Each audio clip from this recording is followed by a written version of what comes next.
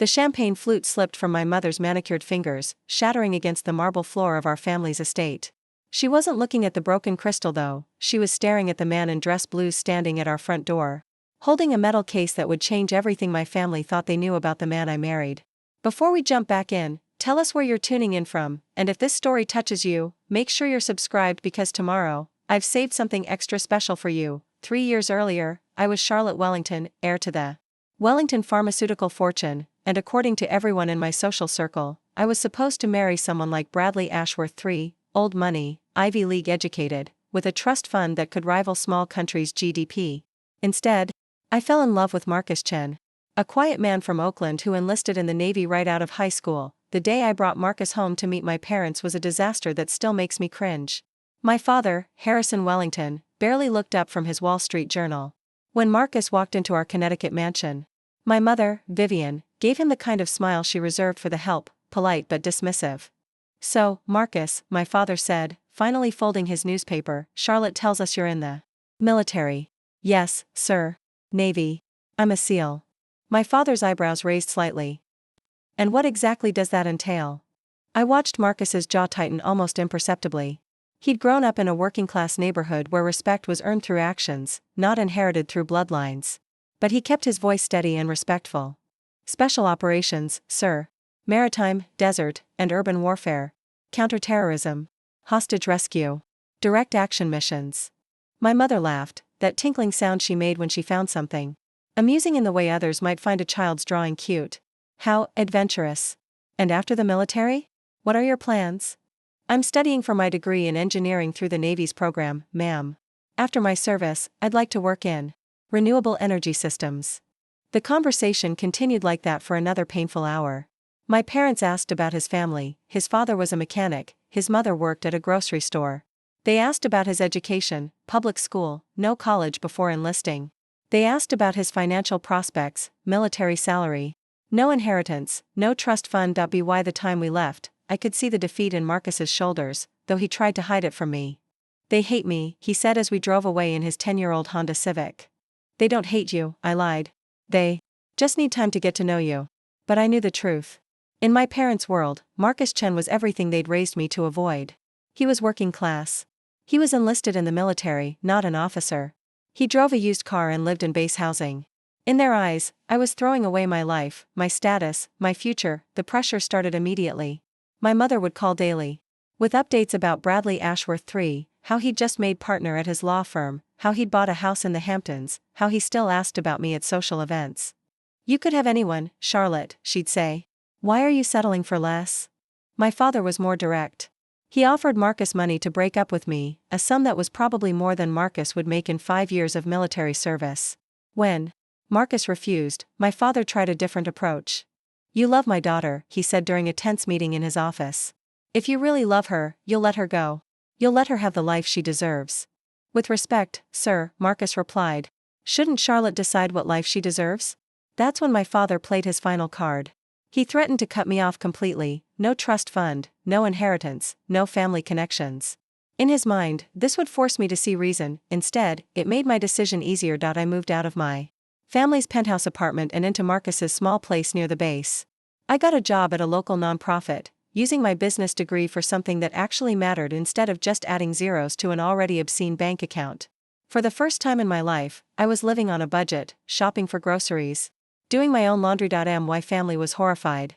My mother stopped taking my calls.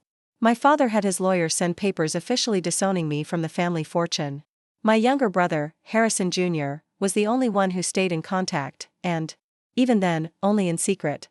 "Mom cries every day," he told me during one of our clandestine coffee meetings. "She says you've thrown your life away for some man who'll never be able to provide for you properly." "I don't need anyone to provide for me, Harry," I said. "I can provide for myself." "But why make it harder than it has to be?" "Bradley's still interested. He asks about you every time I see him at the club." I looked at my brother, really looked at him. He was 25, had never worked a day in his life, and thought that having his name on charity board letterheads counted as contributing to society.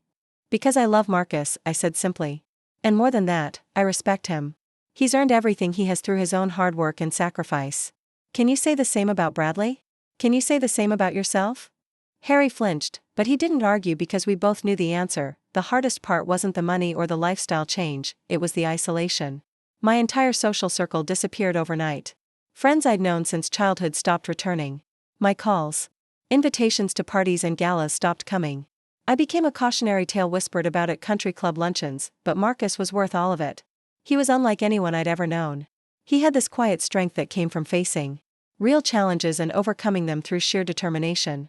While my family's friends talked about their stock portfolios and vacation homes, Marcus told me stories about his deployments, not the classified details, but the people he'd met, the places he'd seen, the responsibility he carried for his team's safety. He was humble about his achievements in a way that my family circle never was.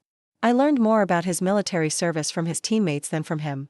They'd mention operations he'd led, commendations he'd received, lives he'd saved.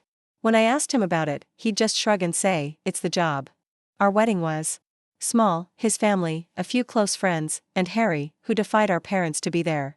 My mother sent a brief note saying she hoped I'd come to my senses eventually.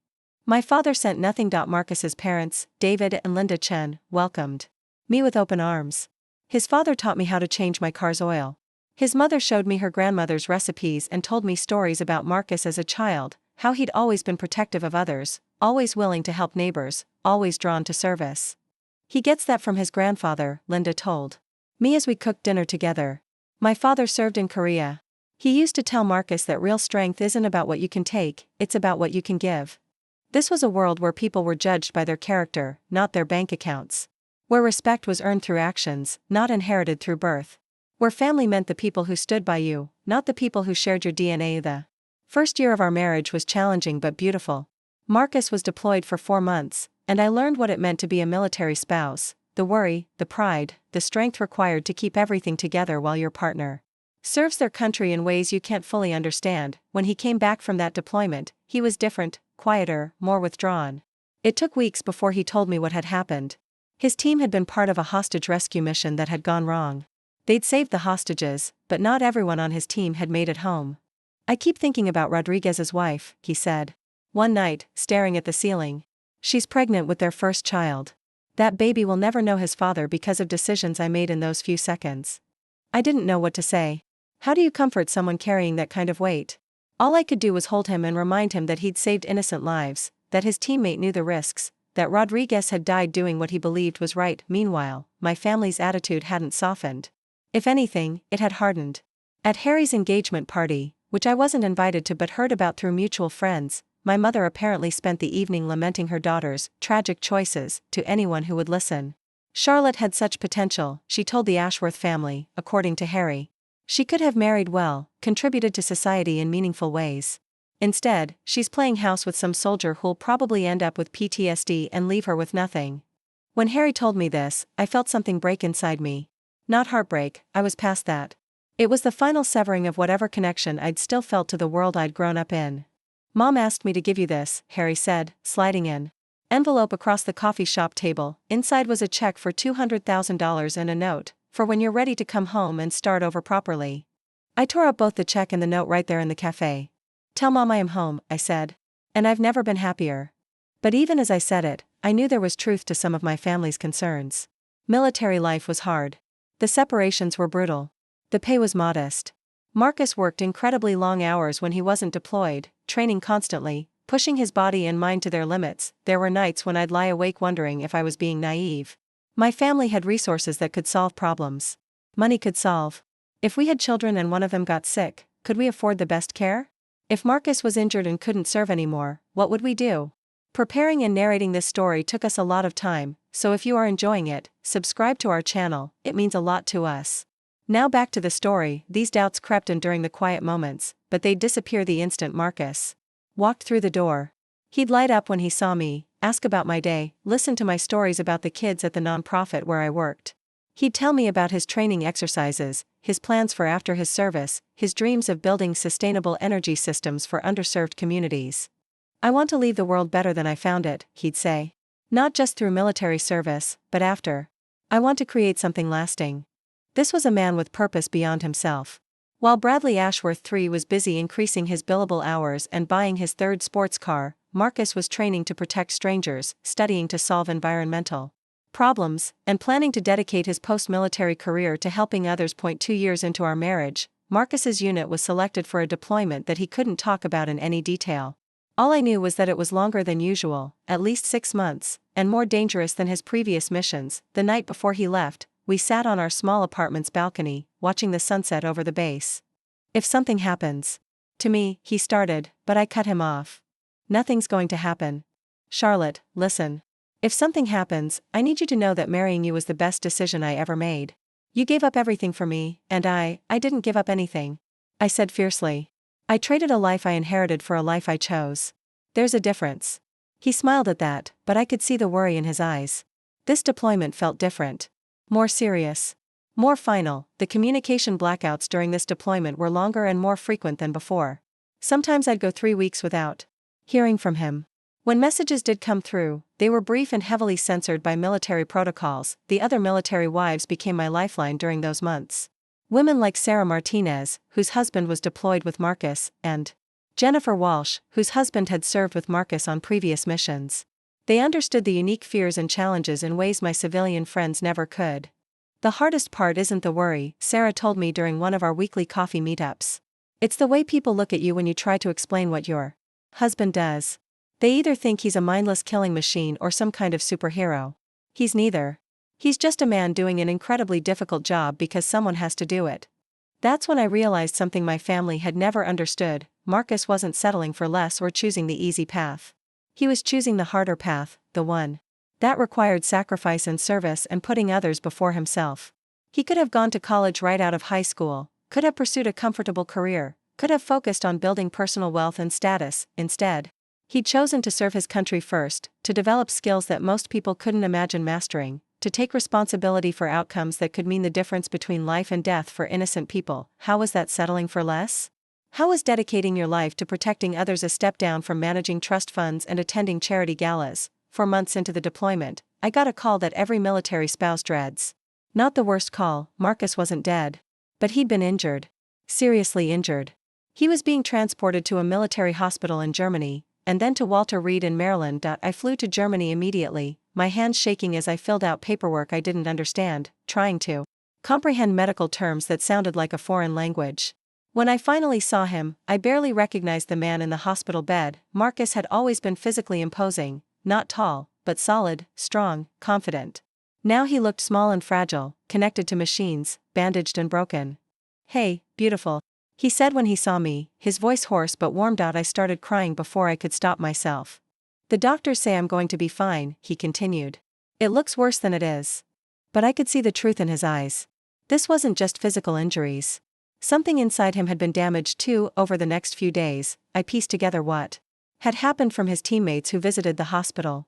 Marcus's team had been part of a classified operation to rescue American hostages being held by a terrorist organization. The mission had gone sideways when their intelligence proved faulty. There were more hostiles than expected, and the building layout was different from their briefings. Marcus had made a split-second decision that saved the hostages and most of his team, but it had cost him. He'd stayed behind to hold off attackers while the others extracted the civilians. He'd been shot twice and caught in an explosion that should have killed him.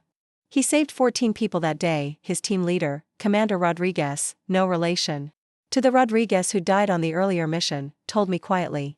12 hostages and 2 of our guys who wouldn't have made it out without his actions. As Marcus recovered, I watched him struggle not just with his physical injuries but with survivor's guilt and the weight of command decisions made in impossible circumstances. The strong, confident man I'd married was still there, but he was carrying new burdens that my privileged upbringing had never prepared me to understand or help with. That's when I realized that my family's definition of marrying up or marrying down was completely wrong. It wasn't about money or social status or inherited advantages. It was about character, integrity, and the courage to put others before yourself. Marcus was recovering at Walter Reed when the unexpected visitor arrived. The rehabilitation process at Walter Reed was grueling. Marcus had to relearn basic movements that most people take for granted: walking without assistance, lifting objects heavier than a water bottle, maintaining his balance without wobbling. The physical therapy sessions were brutal, but what broke my heart more was watching him struggle with the invisible wounds. "I should have anticipated the secondary explosive," he'd say during sleepless nights, staring at the ceiling of our temporary housing near the hospital. "Rodriguez warned us about their tactics in the briefing. If I'd positioned the team differently, you saved 14 lives, Marcus. I could have saved them without getting half my team injured. This was the conversation we had nearly every night for weeks. No matter how many times his commanding officers, teammates, or doctors told him he'd made the right call under impossible circumstances, Marcus couldn't forgive himself for not being perfect. I started attending support groups for military spouses dealing with combat trauma. The other wives taught me things they don't put in military spouse handbooks: how to recognize the signs of a nightmare before it becomes a full-blown episode, how to be supportive without becoming overbearing, how to maintain your own mental health while supporting someone through theirs. The hardest lesson, said Carol Stevens, whose husband had served 3 tours in Afghanistan, is learning that you can't fix them. You can love them, support them, be there for them, but they have to do the healing themselves. During this time, my brother Harry started visiting more frequently. He'd drive down from New York every few weeks, bringing care packages and updates about family drama I no longer cared about. But I noticed something different in his visits. He was asking more questions about Marcus, about military life, about what we were going through. I don't understand how he does it, Harry said one afternoon as we watched Marcus push through a particularly difficult physical therapy session. I complain when my tennis instructor cancels a lesson. He's relearning how to use his left arm. Without a single complaint. Because he has perspective you and I were never forced to develop, I said. He knows what real problems look like. Harry was quiet for a long moment, watching Marcus work with grim determination to regain his strength. Mom asked me to convince you to come home, he finally said. She thinks this whole thing proves she was right about military life being too dangerous. And what do you think? Harry looked at me with an expression I'd never seen from him before, something like respect mixed with bewilderment. I think I've been an idiot for 27 years, he said. And I think I'm jealous of what you have with him. This was a revelation. Harry had been the golden child, the one who'd followed all of our parents' expectations, who'd never questioned the path laid out for him. Now he was looking at my life, the financial struggles, the military uncertainties, the current medical crisis, and seeing something he wanted. I broke up with Miranda, he continued, referring to his fiancée, a society princess our mother had practically handpicked for him. Harry, what? Why? Because I realized I was marrying her for all the same reasons Mom wanted you to marry Bradley. Because it looked good on paper. Because it made financial sense. Because it was expected. He paused, watching Marcus complete another rep on a machine designed to rebuild muscle strength. I've never been willing to sacrifice anything for anyone. I've never even had to earn anything. Everything was just handed to me because of who our father is. The conversation was interrupted by Dr. Peterson, Marcus's lead physician, approaching us with a serious expression. Mrs. Chen, could I speak with you privately? My stomach dropped. These private conversations with doctors never brought good news. We walked to a quiet corner of the rehabilitation center, away from the noise of machines and the determination of wounded warriors pushing through their recovery. Marcus's physical recovery is progressing better than we initially hoped. Dr. Peterson began. He'll have some permanent limitations, but nothing that should prevent him from living a normal life. But I'm concerned about his psychological state. The combination of survivor's guilt, post-traumatic stress, and the uncertainty about his military career is creating a perfect storm. He's not sleeping, he's not processing the trauma, and he's refusing to engage with our mental health specialists. I felt something cold settle in my chest. What can I do? Be patient. Be present. And don't try to fix everything. Sometimes the best thing you can do is just witness someone's struggle without trying to make it disappear. That evening, I found Marcus on the small balcony of our temporary quarters, staring out at the DC skyline. He was holding a letter I hadn't seen before. Medical review board results? I asked, settling into the chair next to him. He nodded. Not looking at me. I'm medically retired from active duty. Honorable discharge, full benefits, but my SEAL career is over. The finality in his voice scared me more than his physical injuries had. Being a Navy SEAL wasn't just Marcus's job, it was his identity, his purpose, his way of contributing to something larger than himself. What does that mean for us? I asked carefully. It means you married a has-been instead of a hero, he said bitterly. I turned in my chair to face him fully. Marcus Chen, if you ever say something that's stupid to me again, I'm going to hit you with your own crutch. That got a small smile, the first genuine one I'd seen in weeks. I'm serious, I continued. You think I married you for your job? You think I fell in love with a uniform instead of the man wearing it? You fell in love with someone who had purpose. Someone who was making a difference. Now I'm just another veteran struggling to figure out what comes next. No, I said firmly. I fell in love with someone who ran toward danger when everyone else ran away. Someone who put others before himself, even when it cost him. Someone who studied engineering textbooks by flashlight in a foxhole because he wanted to build things that would help people. None of that changes because you can't pass a military fitness test anymore. We sat in silence for a while, watching the city lights flicker on as the sun set. I got a call from an engineering firm in San Diego today, he said eventually. They specialize in renewable energy systems for developing countries. Someone recommended me for a position. That's amazing. That's exactly what you wanted to do. After your service. Charlotte, the salary is $43,000 a year to start. In San Diego. Do you know what rent costs in San Diego? I did know, actually. I'd looked it up after he mentioned the possibility of moving there months ago. It would be tight, especially compared to the lifestyle I'd grown up with. But I'd also learned something over the past 3 years that my family had never taught me, that happiness had very little to do with the number in your bank account. So we'll live in a small apartment and drive used cars and shop for groceries with coupons, I said. So what? So you could have married Bradley Ashworth and been living in a mansion in the Hamptons right now. Bradley Ashworth has never done anything more challenging than choosing which tie matches his outfit. He's never saved anyone's life, never served his country, never sacrificed anything for anyone else. He's also boring as hell and has the personality of wet cardboard. That got a Real laugh, and I realized how much I'd missed the sound. Besides, I continued, you're forgetting something important about this engineering job. What's that? It's exactly what you've been preparing for. All those online courses, all the studying during deployments, all the research you've done about sustainable energy systems. This isn't a consolation prize, Marcus. This is the next phase of your mission. To make the world better. Over the following weeks, Marcus's attitude gradually began to shift. He started engaging more with physical therapy, working with the mental health counselors, and making concrete plans for our future in San Diego. We researched neighborhoods, looked at apartments online, and discussed the practical aspects of starting over in a new city, but the biggest change came when he received an unexpected visitor at the hospital, Tommy Rodriguez, the brother of Marcus's teammate who had died.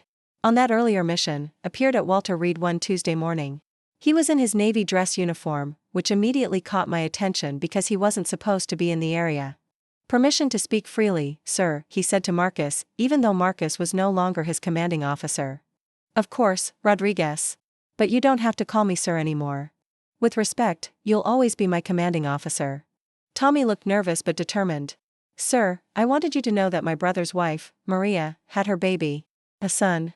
She named him Marcus. I watched my husband's face go through a series of emotions, surprise, pain, and something that might have been healing. She wanted me to tell you, Tommy continued, that Pablo told her about you before that last deployment. About how you looked out for your guys, how you made sure everyone made it home safe when possible. She said Pablo respected you more than any officer he'd ever served under. Marcus was quiet for a long moment. Your brother was a good man, Rodriguez. A better man than me. No sir, with respect, that's not true. My brother was a good man, but you're the reason 12 other guys came home to their families that day.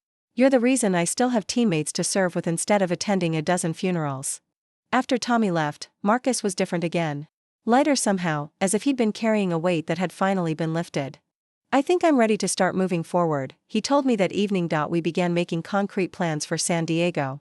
I applied for jobs with environmental nonprofits in the area. Marcus started the paperwork for his transition out of the military and his enrollment in the engineering firm's training program. For the first time since his injury, we were talking about the future with excitement instead of dread. That's when my mother decided to make one final play. She showed up at Walter Reed without warning, dressed in her finest designer outfit and carrying an air of determined rescue. I was in the cafeteria when she arrived, and I returned to find her sitting next to Marcus's hospital bed, speaking in the tone she usually reserved for charity board meetings. Understand that Charlotte has always been impulsive, she was saying when I walked in. But this has gone on long enough. She needs stability, security, a future she can count on. Mom. My voice was ice cold. What are you doing here? I'm talking to your husband about what's best for your future, darling. She turned back to Marcus, who looked like he was trapped between amusement and annoyance. As I was saying, we're prepared to offer very generous compensation for a quiet divorce. Charlotte can come home, we can put this whole episode behind us, and everyone can move on with their lives. Get out. I moved to stand between my mother and Marcus's bed. Charlotte, don't be dramatic. I'm trying to help you both. Marcus seems like a nice young man, but surely he can see that he can't provide for you the way you deserve. The way I deserve? I was so angry I was shaking. What do I deserve, Mom? A husband who's never worked for anything? A marriage based on financial convenience? A life where my biggest challenge is deciding which charity gala to attend. Marcus reached for my hand, squeezing gently. When I looked at him, he was actually smiling. Mrs. Wellington, he said politely, I appreciate your concern for your daughter's welfare. But I think there's something you need to understand. He sat up straighter in his hospital bed, and despite his injuries, despite the medical equipment, despite being in pajamas instead of his uniform, he suddenly looked every inch the Navy SEAL he'd always been. Your daughter didn't marry down when she married me. She married the man who loves her enough to want her to choose her own life instead of having one chosen for her. She married someone who values her intelligence, her compassion, her strength, and her independence. Most importantly, she married someone who knows that her worth has nothing to do with her family's money. My mother looked stunned. In her world, no one ever spoke to her that directly. Furthermore, Marcus continued, Charlotte has never been happier than she's been these past 3 years. She's building a career that matters to her, she's developing skills and independence she never knew she had, and she's discovering who she really is when she's not performing the role of perfect society daughter. He looked at me with such love and pride that I felt tears starting. So no, I won't accept your money to divorce her. And if you keep trying to bribe me to abandon the best thing that ever happened to me, we're going to have a problem. My mother left without another word, her heels clicking angrily down the hospital corridor. That was incredible, I said, settling into the chair next to his bed. Your mom's not used to people saying no to her, is she? Never. Not once in her entire life. Well, she might want to get used to it. Because I'm not going anywhere, and neither are you. As Marcus's discharge date approached, we finalized our plans for San Diego. We'd found a small apartment near the beach, nothing fancy but clean and safe. I'd been offered a position with an organization that built sustainable infrastructure in underserved communities, a job that would use my business background while contributing to something meaningful. The night before we were scheduled to leave Walter Reed, Marcus received a phone call that would change everything we thought we knew about his military service and the mission that had ended his career. The call came from Admiral Patricia Hayes, someone whose name I recognized from news reports but had never expected to hear from personally. She wanted to meet with Marcus the following morning before our departure for California. Did she say what it was about? I asked. Marcus shook his head. Just that it was regarding the hostage rescue mission and that I should bring you along. We spent the night speculating about what an admiral could want with a medically retired SEAL, but nothing we imagined came close to the truth. Admiral Patricia Hayes was not what I expected. She was petite, probably in her 50s, with steel gray hair pulled back in a regulation bun and eyes that seemed to catalog everything they saw. When she walked into the conference room at Walter Reed, she carried herself with the kind of authority that came from decades of earning respect in a male-dominated field. Petty Officer Chen, she said, extending her hand to Marcus. It's an honor to finally meet you.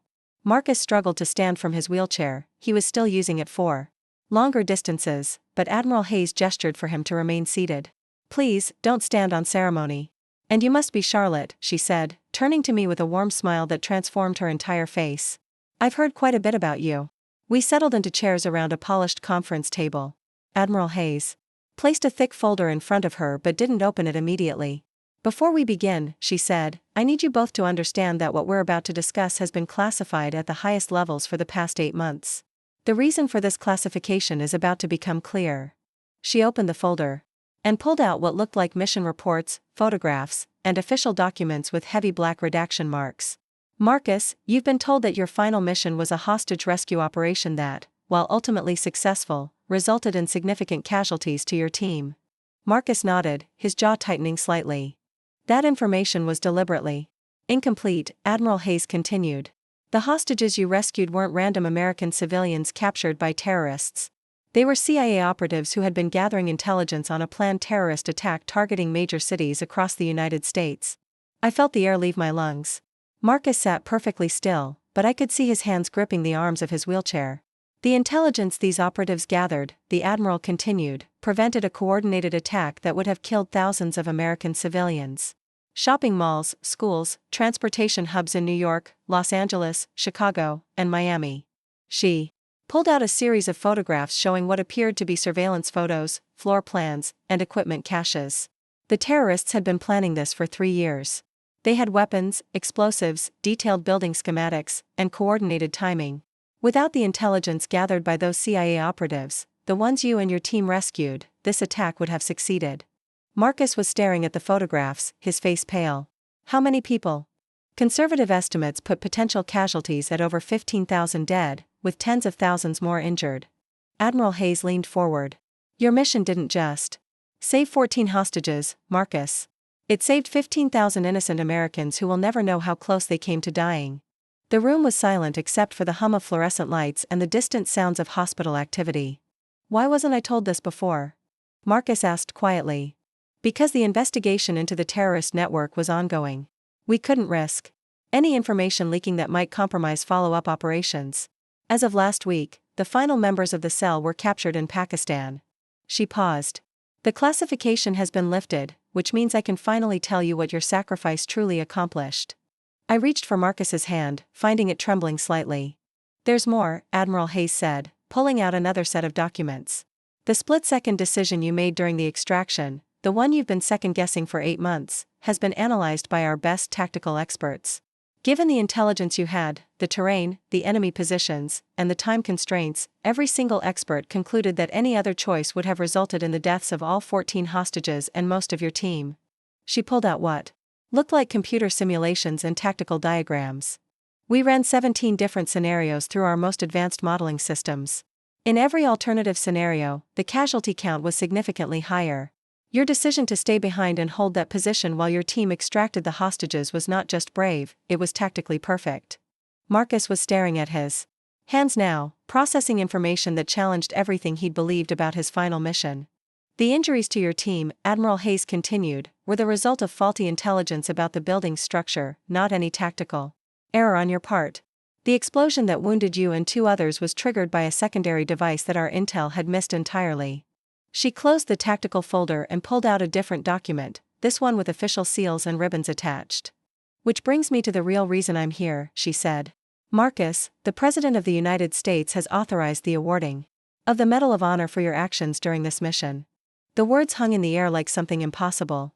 I stared at Admiral Hayes, certain I'd misheard her. Marcus went completely still. Ma'am, I think there's been some mistake. There's no mistake, son.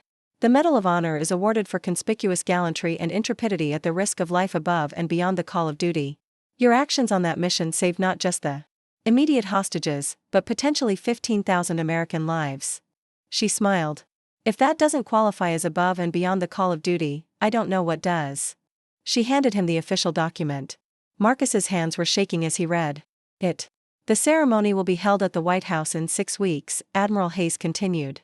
You'll be allowed to invite immediate family and close friends. The media coverage will be significant. This story, once it's declassified, will be front-page news. My mind was reeling. The Medal of Honor. The highest military decoration in the United States. Fewer than 3,500 had ever been awarded in the nation's entire history. I don't understand, I said, my voice barely above a whisper. If his actions were so heroic, why did it take 8 months to recognize them? Because we couldn't risk the terrorists discovering how we'd gathered our intelligence, Admiral Hayes explained. If they'd known their operatives had been rescued and had provided information, they would have accelerated their timeline or chosen different targets. We had to let them believe their plan was still secret while we dismantled their entire network. She turned back to Marcus. You've spent 8 months thinking you failed your team and questioning every decision you made. The truth is, you executed one of the most successful counterterrorism operations in recent history. Marcus was quiet for a long time, staring at the official document in his hands. Rodriguez and Williams, he finally said, referring to his 2 wounded teammates. Will they be recognized too? They're both receiving the Navy Cross. And before you ask, yes, they know about the full scope of the mission now. They wanted me to tell you that they'd follow you into combat again without hesitation. After Admiral Hayes left, Marcus and I sat in stunned silence in his hospital room. The Medal of Honor citation lay on the bedside table, looking somehow both official and surreal. I need to call my parents, Marcus said eventually. The conversation with David and Linda Chen was emotional, to put it mildly. Linda cried so hard she couldn't speak for the first 5 minutes. David kept asking Marcus to repeat the details because he couldn't believe what he was hearing. We always knew you were special, Linda said through her tears. But this? Marcus, do you understand what this means? What it meant became clear over the following days. The Medal of Honor wasn't just a military decoration, it was a recognition that elevated Marcus into a very small, very exclusive group of American heroes. Recipients received special privileges for life, from military honors to civilian recognition to automatic admission to military academies for their children, more importantly for our immediate situation, job opportunities began appearing. The engineering firm in San Diego called to discuss a significant salary increase and leadership position. Other companies reached out with offers that were exponentially better than anything we'd considered, but the most unexpected consequence was the change in my family's attitude, Harry called the day after the news broke in military circles but before it hit mainstream media. Charlotte, I just got a call from Dad's old friend Admiral Richardson. He says Marcus is receiving the Medal of Honor? The actual Medal of Honor? Yes, I said simply. Do you understand what that means? Do you know how rare that is? I'm learning. Harry was quiet for a moment. Dad wants to talk to you. This was the first time my father had wanted to speak to me since I'd moved out of the family penthouse 3 years earlier. Put him on, I said. Charlotte. My father's voice was different, not warm exactly, but no longer dismissive. Harry. Tells me your husband is receiving the Medal of Honor. That's correct. I may have misjudged the situation. It was probably the closest thing to an apology I'd ever heard from Harrison Wellington. Dad, Marcus was the same man 8 months ago that he is today. The only thing that's changed is your understanding of what he's accomplished. Yes, well, perhaps we should meet. All of us. Your mother and I would like to discuss things. I looked at Marcus, who had been listening to my side of the conversation. He shrugged and nodded. We'll be in Connecticut for a few days next week, I said. We can meet then. The conversation with my parents took place in the same sitting room, where Marcus had first been dismissed 3 years earlier. But this time, my mother served coffee in her finest china, and my father actually stood up when Marcus entered the room. Mr. Chen, my father said, extending his hand. I believe congratulations are in order. Marcus shook his hand politely. Thank you, sir. Please, sit down. Both of you. My mother's voice was carefully controlled, but I could see her struggling with something, pride, perhaps, or embarrassment at her previous behavior. My father cleared his throat. I believe I owe you both an apology. I made judgments based on incomplete information and outdated assumptions. Dad, you made judgments based on social prejudice and classism, I said bluntly. He flinched but didn't argue. Perhaps that's true. Regardless, I was wrong about your husband's character and value. His value was never in question, I said. His value was never dependent on your recognition of it. My mother spoke for the first time since we'd sat down. Marcus, I need to ask you something. Of course, ma'am. When you marry someone like Charlotte, someone with our family's resources, doesn't it create pressure? Don't you feel intimidated by the financial disparity? Marcus considered the question seriously. Mrs. Wellington, I grew up in a neighborhood where success was measured by whether everyone in your family had enough to eat and a safe place to sleep. Charlotte grew up in a world where success was measured by stock portfolios and social connections. He paused, looking at me with the same love I'd seen in his eyes since our first date. But when I met your daughter, I discovered that real wealth has nothing to do with money. Charlotte has courage, intelligence, compassion, and integrity. She gave up financial security to build a life based on shared values and mutual respect. How could I be intimidated by someone who chose love over luxury? My mother was quiet for a moment. Then, unexpectedly, she smiled, the first genuine smile she'd ever given Marcus. I think, she said slowly, that perhaps I raised a smarter daughter than I realized. The White House ceremony was unlike anything I could have imagined. The East Room was filled with military leadership, government officials, and family members. Marcus's parents sat in the front row next to my parents, all 4 of them beaming with pride. President Harris delivered remarks about Marcus's service and the broader impact of his actions. She spoke about the thousands of families who would never know that their lives had been saved by the courage of a Navy SEAL and his team. The Medal of Honor, she said, is reserved for those who demonstrate the very best of American values, courage, sacrifice, and an unwavering commitment to protecting others. Petty Officer Chen embodies these values not just in moments of crisis, but in the way he has lived his entire life. When Marcus's name was called, he walked to the podium with only a slight limp, the last visible sign of his injuries. He stood at attention as the president placed the medal around his neck, and I had to bite my lip to keep from crying. The reception afterward was surreal. Generals and congressmen wanted to shake Marcus's hand. Media outlets requested interviews. But what struck me most was watching my parents' faces as they realized that everyone in that room, people they would have considered important by any social standard, treated Marcus with genuine respect and admiration. Mrs. Chen, Admiral Hayes approached me during the reception. May I ask you something personal? Of course. Your husband mentioned that your family initially disapproved of your marriage. How do you feel about that now?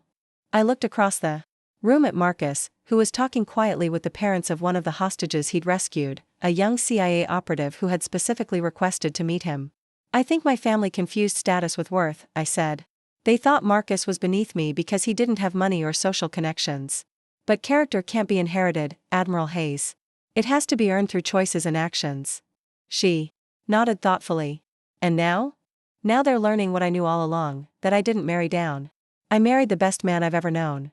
3 months later, we moved to San Diego where Marcus began his new career developing sustainable energy systems for underserved communities.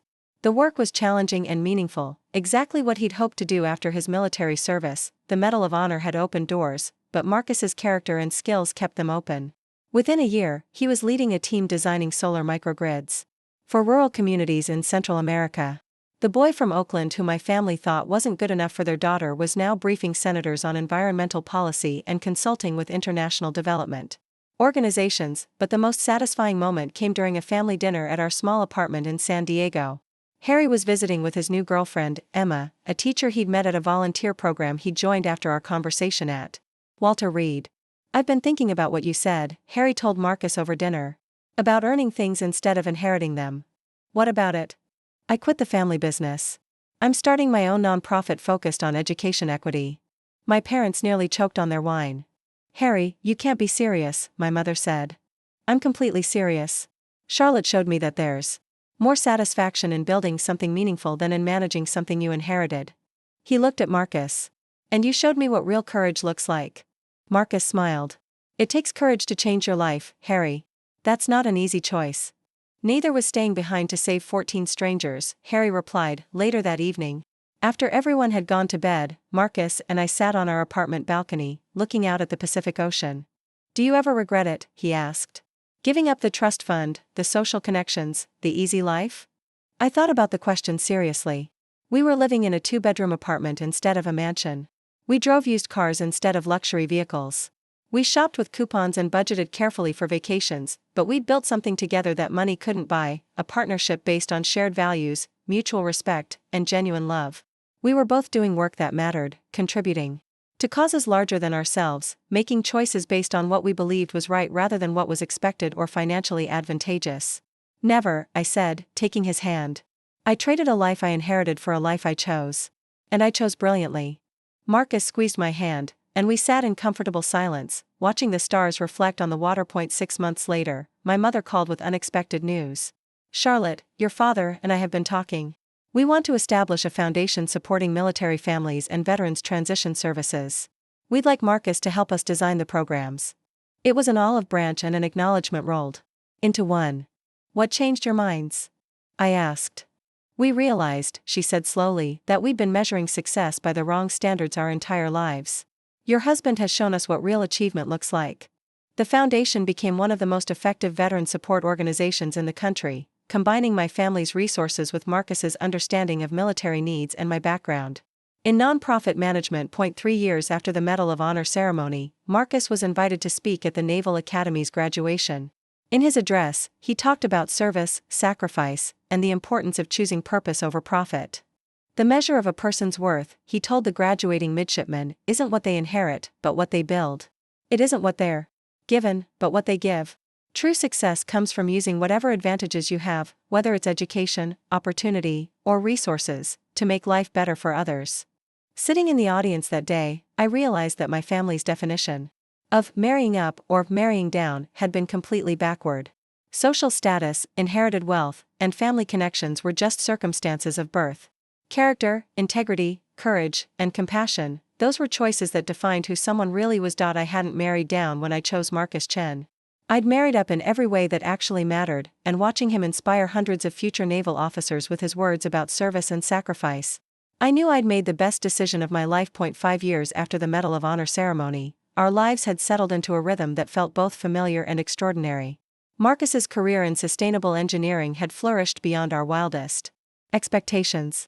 He now headed the Western Division of Global Renewable Solutions, overseeing projects that brought clean energy to communities across 3 continents, but success hadn't changed him in the ways I'd seen it change others in my family's circle.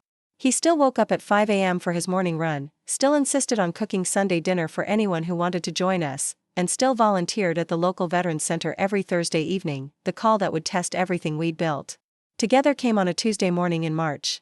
I was in my office at the Wellington Foundation. Yes, my parents had insisted on naming it after our family, despite my protests, when my assistant knocked on my door. "Mrs. Chen, there's a gentleman here from the Department of Defense. He says it's urgent." Colonel James Mitchell looked like the Central Castings version of a military officer, tall, stern, with graying temples and eyes that had seen too much. He carried himself with the kind of bearing that made everyone in the room stand a little straighter. "Mrs. Chen, I need to speak with you about a matter of national security involving your husband." My blood went cold.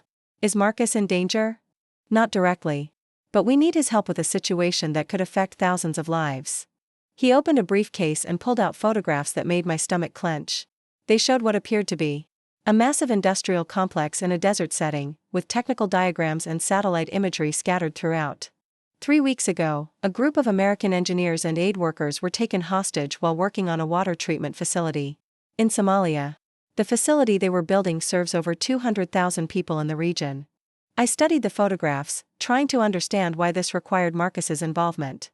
The kidnappers are demanding a $50 million ransom, but intelligence suggests they're planning to execute the hostages regardless. They want to make a statement about Western involvement in African infrastructure projects. Colonel Mitchell pulled out another set of documents. The facility these engineers were building isn't just a water treatment plant. It's also designed to provide power to 3 major refugee camps and 2 hospitals. If it's not completed before the rainy season ends in 6 weeks, those camps will be without clean water or reliable electricity for another 8 months. "Colonel, I still don't understand what this has to do with Marcus. Your husband has unique qualifications for this situation. He's one of the few people in the world with both the tactical expertise for a hostage rescue operation and the technical knowledge to complete the engineering project." I felt the room tilt slightly. "You want him to go to Somalia?" "We need him to go to Somalia. The CIA has intelligence on the kidnappers' location, but the rescue needs to be coordinated with someone who can immediately assess and complete the water treatment facility. Time is critical, both for the hostages and for the people depending on this infrastructure." Colonel Mitchell leaned forward. "Mrs. Chen, your husband left active duty because of his injuries, but his medical clearance for overseas civilian contract work is still valid. We're not asking him to return to military service. We're asking him to serve as a technical consultant on a humanitarian mission that happens to require tactical expertise." I stared at the photographs of the unfinished facility, thinking about 200,000 people who needed clean water and the 12 Americans being held captive somewhere in the Somali desert. "Have you asked Marcus about this? We wanted to speak with you first. We know how much you both sacrificed during his military career, and we understand if you don't want him to take on something this dangerous again." That evening, I spread the classified documents across our dining room table and waited for Marcus to come home from work. When he walked through the door, still wearing his safety vest from a construction site visit, I could see him process the scene immediately. "DOD?" he asked, recognizing the document formatting. "Somalia. Hostage rescue. Water treatment facility that serves 200,000 people." He sat down slowly, reading through the mission briefings with the same focused intensity one remembered from his Navy days. "They want me to coordinate the technical aspects while a SEAL team handles the extraction," he said after 20 minutes of reading. And Marcus was quiet for a long time, studying satellite images of the facility and the surrounding area. "Charlotte, this is exactly the kind of project I left the military to work on. Sustainable infrastructure for underserved populations. The fact that it's connected to a rescue operation doesn't change the fundamental mission. But it does change the danger level significantly." "Yes," he admitted. "It does." We talked until well past midnight, weighing the risks against the potential impact. 12 American lives hanging in the balance. 200,000 Somali civilians who needed clean water and electricity. A project that aligned perfectly with Marcus's post-military career goals, complicated by circumstances that required his former life skills. "What does your gut tell you?" I asked as we finally headed to bed. "My gut tells me that I didn't survive that mission in Afghanistan just to turn my back when people need help. Then we need to call Colonel Mitchell."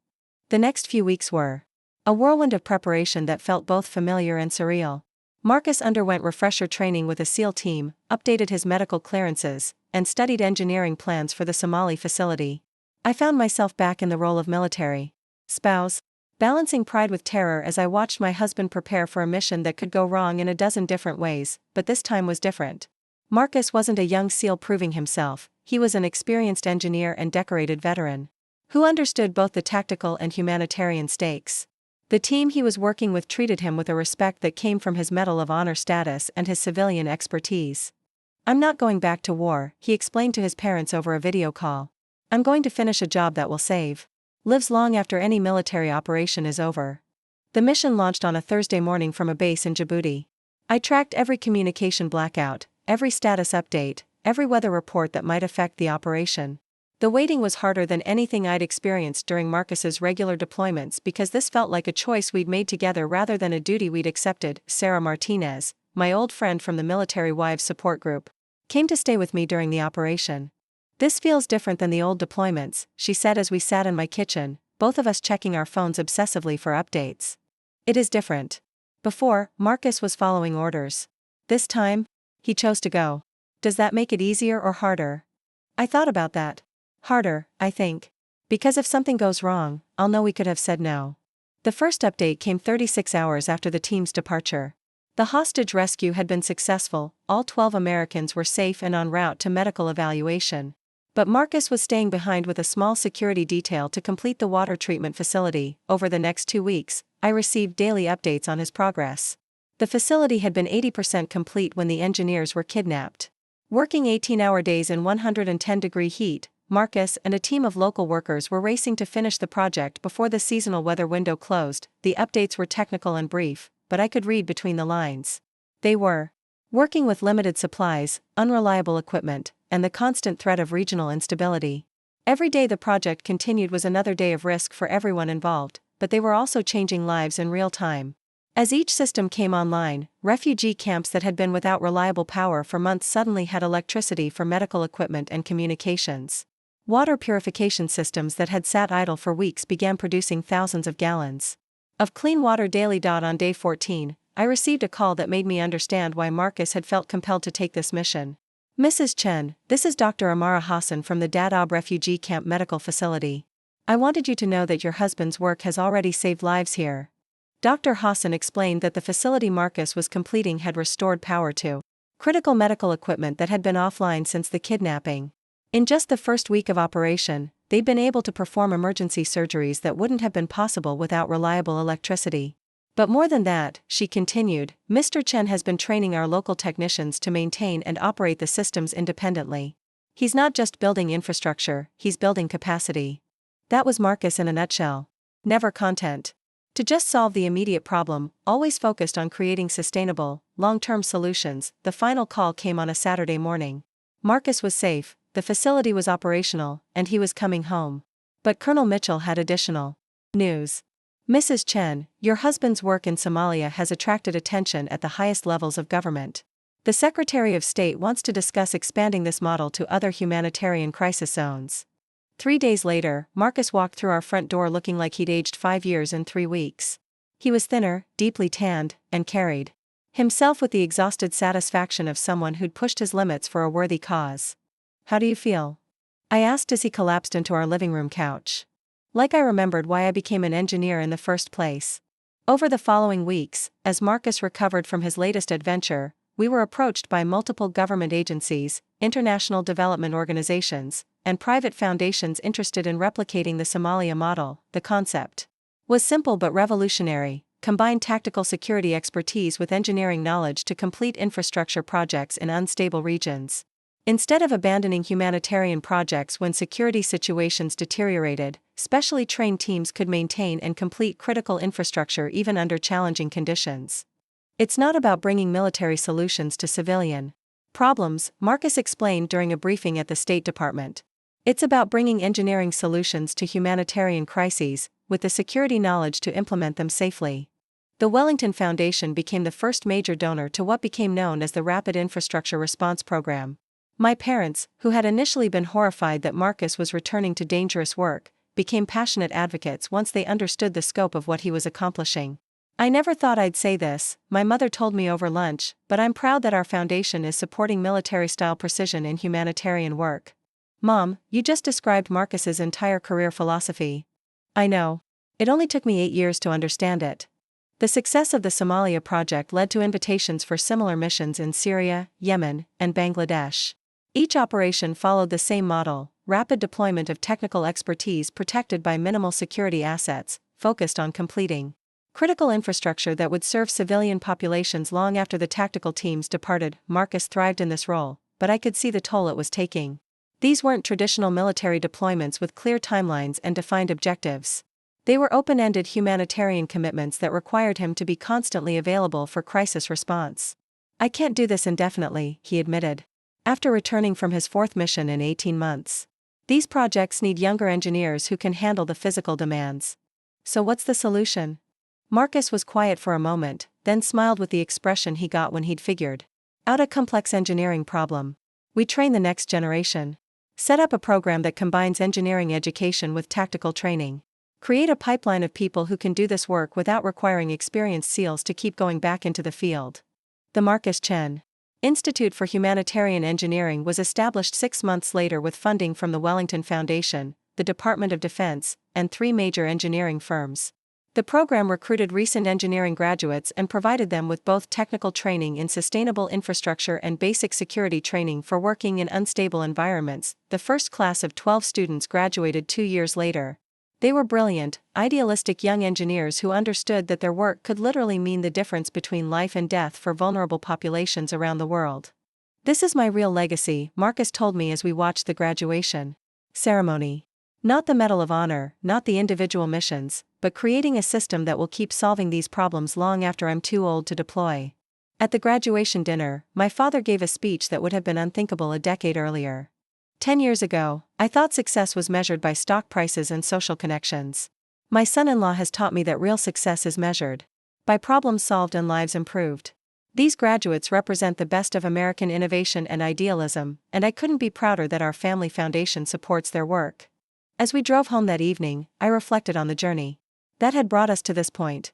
We'd started with my family's prejudices about class and status, moved through Marcus's military career and his transition to civilian life, survived the revelation of his Medal of Honor, and ultimately built something that combined the resources of my background with the values of his. "Do you ever wonder what would have happened if we'd made different choices?" I asked Marcus as we pulled into our driveway. "You mean if you'd married Bradley Ashworth?" "I mean if we'd both chosen the safe, predictable paths. If you'd left the military and taken a regular engineering job. If I'd stayed in my family's world and focused on social obligations instead of meaningful work." Marcus considered this seriously, as he always did when I asked philosophical questions. "I think we would have been comfortable," he said finally. "Maybe even content for a while. But I don't think we would have been happy. Real happiness comes from using your abilities to their fullest potential in service of something larger than yourself. Even when it's dangerous? Even when it requires sacrifice? Especially then. The easy path doesn't build character, Charlotte. Challenge builds character. And character is what you need when the stakes really matter." Looking back now, I can see that my family's initial reaction to Marcus wasn't really about him at all. It was about their fear that I was choosing a harder life than necessary. They wanted to protect me from struggle, uncertainty, and the kind of risks that come with loving someone whose work puts them in harm's way, but what they didn't understand, what I had to learn for myself, was that avoiding those challenges would have meant avoiding the growth that comes from facing them together. The struggles made us stronger. The uncertainties taught us to appreciate what we had.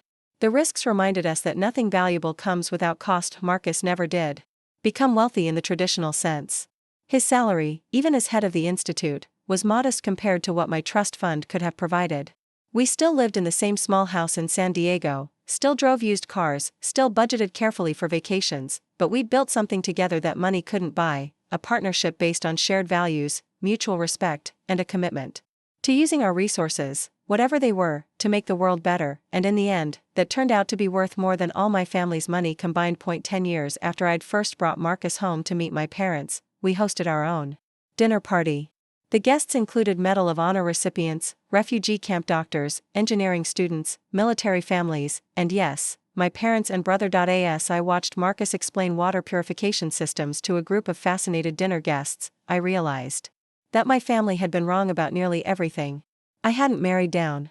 I'd married a man who lifted everyone around him to be better than they thought possible, and that, I thought as I listened to the animated conversations filling our modest dining room, was the real definition of marrying up. Emma turned 5 on a crisp December morning, the same age I was when I first remember understanding that my family was different from others, wealthier, more privileged, more insulated from the real world's challenges.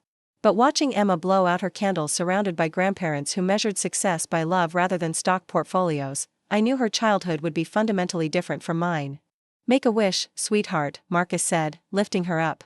So she could reach all the candles on her princess-themed cake, a compromise between her request for something sparkly and our preference for less commercial celebrations. Emma squeezed her eyes shut with the intense concentration she brought to everything important. When she opened them and blew out the candles in one breath, we all cheered. "What did you wish for?" my mother asked, unable to contain her curiosity. "I can't tell you, Grandma Vivian, or it won't come true. But it's something really, really important." Later, as we cleaned up wrapping paper and cake plates, Emma whispered her wish to me. "I wish that Daddy's medals could talk, so they could tell me all the stories about helping people." That wish sparked an idea that would become our most meaningful project yet. 2 weeks later, Marcus and I sat in the principal's office at Emma's elementary school, discussing a proposal that had grown out of our daughter's innocent curiosity about her father's service. "Veteran stories are living history," explained Principal Rodriguez, a former Army officer himself. "But most children never hear firsthand accounts of military service, humanitarian work, or the decision-making processes that go into helping others." Marcus had suggested creating a program where veterans would visit schools to share their experiences, not just military combat stories, but the full spectrum of service, including peacekeeping missions, disaster relief, and post-military careers in public service. "The goal isn't to glorify war," Marcus clarified. "It's to help children understand that every person has the capacity to serve others, whether through military service, community work, or simply making ethical choices in their daily lives." Within months, the Service Stories program had expanded to 12 schools across San Diego County. Veterans from all branches and eras shared their experiences with children who had never considered that the quiet grandfather picking up a classmate might be a former Marine who'd helped rebuild communities after natural disasters. But the most powerful moment came when Marcus spoke to Emma's kindergarten class for the first time. "Mr. Chen," asked 6-year-old David Martinez, "were you scared when you were a soldier?" Marcus knelt down to David's eye level, considering his answer carefully. "Yes, I was scared sometimes.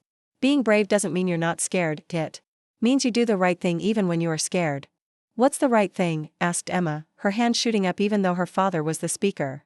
"The right thing is helping other people, even when it's hard. Even when it costs you something. Even when other people don't understand why you're doing it." After the presentation, Emma walked up to Marcus with a seriousness that reminded me of his own thoughtful nature. "Daddy, when I grow up, I want to help people too. But I don't want to be a soldier." "What do you want to be?" "I want to be a doctor who fixes kids in places where there aren't enough doctors. Like what you do, but with medicine instead of water."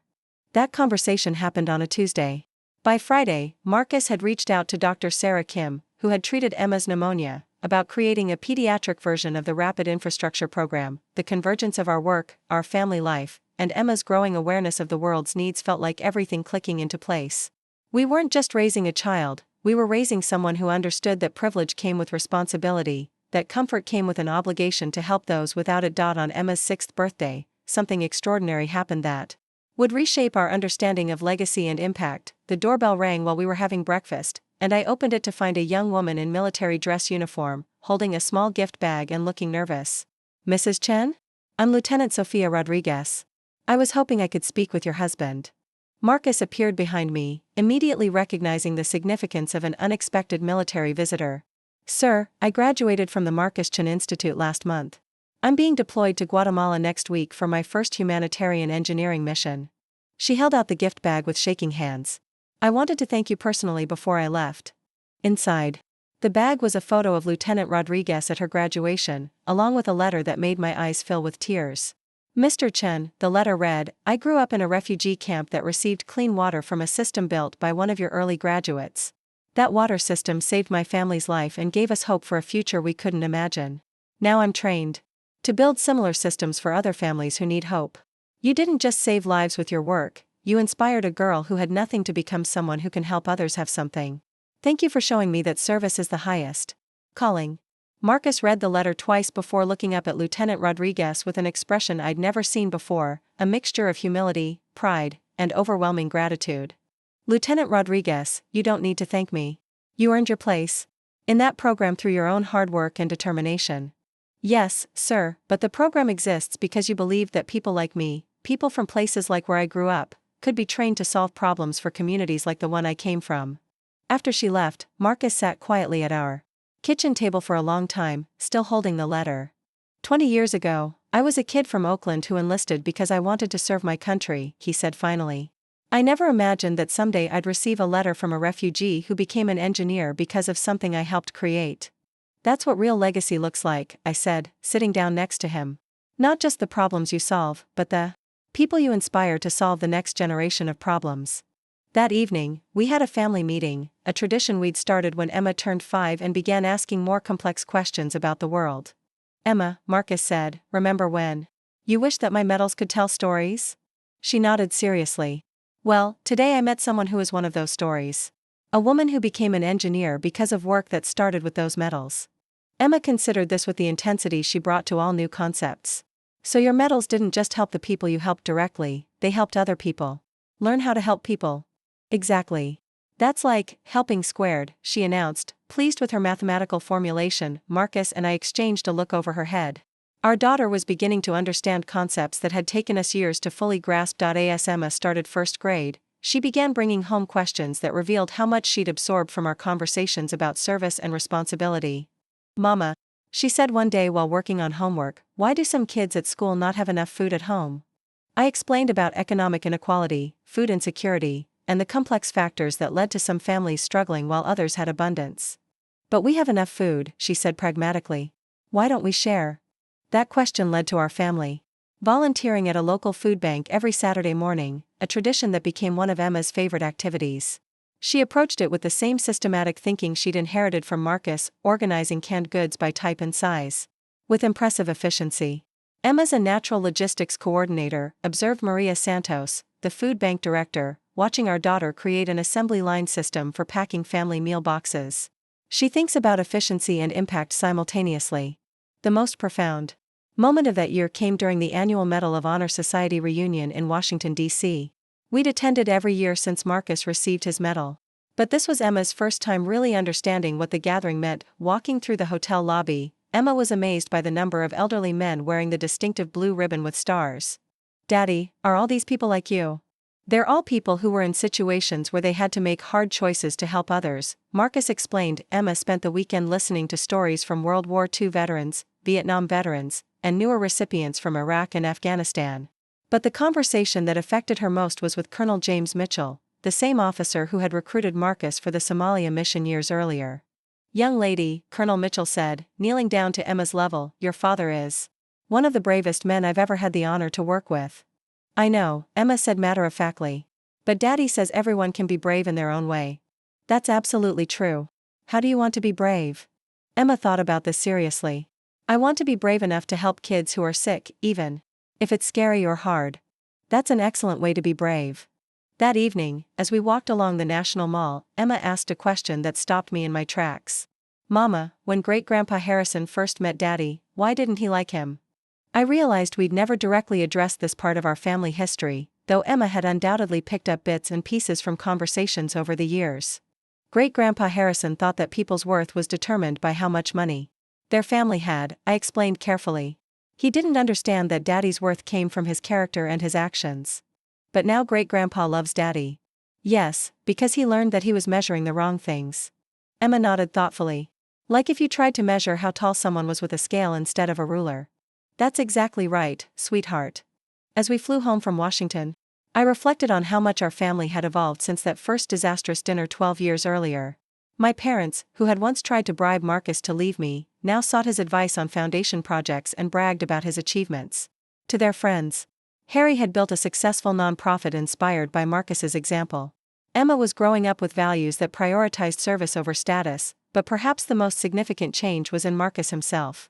The driven young SEAL who had once defined himself entirely by his military service had evolved into someone who understood that true leadership meant creating systems that could function without him. The institute now operated in 43 countries. The mobile pediatric program had treated over 50,000 children. The Service Stories educational program had reached hundreds of thousands of students. The Wellington Foundation had become one of the most effective humanitarian organizations in the country, and all of it had grown from a simple premise that real worth was measured by impact, not inheritance. 6 months after Emma's 7th birthday, we received news that would close one chapter of our story while opening another. Marcus was invited to receive the Presidential Medal of Freedom, the highest civilian honor in the United States, for his post-military humanitarian work. The ceremony would take place exactly 10 years after he'd received the Medal of Honor. It's like bookends, Emma observed when we told her about the invitation. One medal for being brave as a soldier, and one medal for being brave as a regular person. Emma, Marcus said, that might be the most insightful thing anyone has ever said about these awards. The Presidential Medal of Freedom ceremony was different from the Medal of Honor ceremony in fundamental ways. Instead of military uniforms and talk of combat heroism, the focus was on civilian achievement and long-term impact. Instead of rescue missions and tactical decisions, the speeches highlighted sustainable systems and educational innovation. But as President Harris placed the medal around Marcus's neck, I thought about the journey that had brought us to this moment. It had started with my family's prejudice and society's narrow definitions of success. It had been complicated by war, injury, and the challenges of building a meaningful life together, but it had led to this, a recognition that the quiet work of building systems, training others, and choosing service over self had created ripple effects that would continue long after any individual heroic moment was forgotten. After the ceremony, as we stood on the south lawn of the White House, Emma tugged on Marcus's jacket. "Daddy, I know what I want to be when I grow up." "What's that, sweetheart?" "I want to be someone who helps people become the people who help people." Marcus knelt down and hugged her, and I saw tears in his eyes. "That," he said, "is the best possible thing you could want to be." Standing there, watching my husband hold our daughter while wearing the nation's highest civilian honor, I thought about my family's initial judgment that I had married down.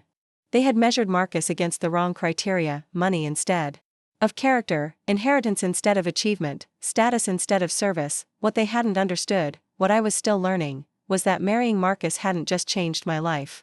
It had changed our entire family's understanding of what made life worth living. We hadn't just built a marriage or raised a daughter or created successful careers. We had proven that love, combined with shared values and mutual respect, could transform not just individual lives but entire communities, and that transformation was still spreading, through every student who graduated from the Institute, every child who heard a veteran's story about service, every family that received clean water or medical care because someone had been inspired to help. My family had been wrong about Marcus from the very beginning. I hadn't married down, I had married into a legacy of service that would outlast any trust fund or social connection, and our daughter was growing up to be the next chapter in that legacy. Up next, you've got 2 more standout stories right on your screen. If this one hits the mark, you won't want to pass these up. Just click and check them out. And don't forget to subscribe and turn on the notification bell, so you don't miss any upload from us.